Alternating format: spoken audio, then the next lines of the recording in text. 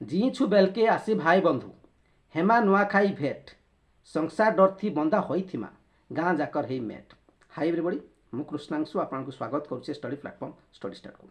आप समस्ते जानते भारत वर्ष संस्कृति परंपरा नियारा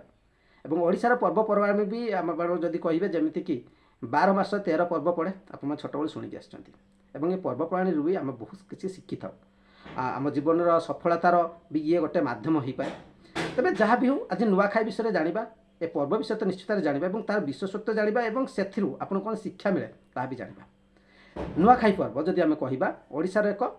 मुख्य पर्व आपरे और ओडिशार सबुआड़े प्राय पालन कराए कि अधिक जब आप जी पश्चिम ओडिशा रे पालन कराए। बर्तमान जो कविताटी आपको शुणेली ताला पश्चिम ओडिशार मान्यगण्य कवि ठीक है कवितार 2 पद थिला हलधर नागंकर ठीक अच्छे शुणी ना आपण मैंने निश्चित भाव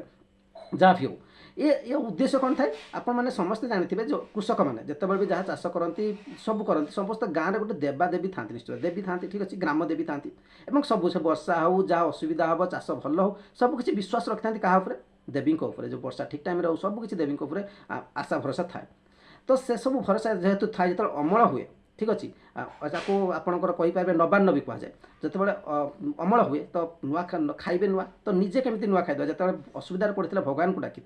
तो प्रथमे तो श्रेय तांकरी जाऊँच अर्थात ये आम स्वार्थपर मनीष ओडिया मान भितर ना जहाँकि प्रमाणित मिले तेणु प्रथमे जेहेतु भगवान को सबुथिरे आम कही कि वर्षा ठीक टाइम सब किसी भगवान आम सब ठीक कर अमल आम है आम केमी भूली जा भगवान तो प्रथमे आम भगवान को अर्पण करता तापर जार जमी आपणकर शक्ति अनुसार समस्त घरे केते प्रकार किए आपणकर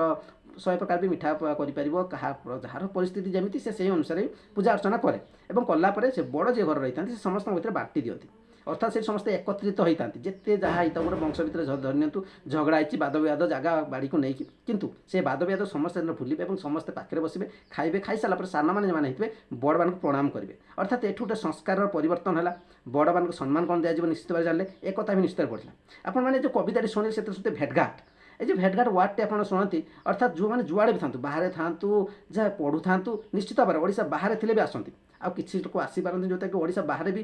पालन हुए जमी गुजरात आपंकर छत्तीसगढ़ होगा आंध्र प्रदेश होगा यू जगह गुड़ाक भी आपंकर नुआखाई को पालन करते जो आपंकर ओडिया मैंने से अच्छा। तो ये भेटघाट जो है ये आपंकर जो आम बाहर रही बहुत दिन गोटे वर्ष है वर्ष भितर जी जो था आसिक गोटे भेटघाट अर्थात भितर गोटे माने संपर्क रहा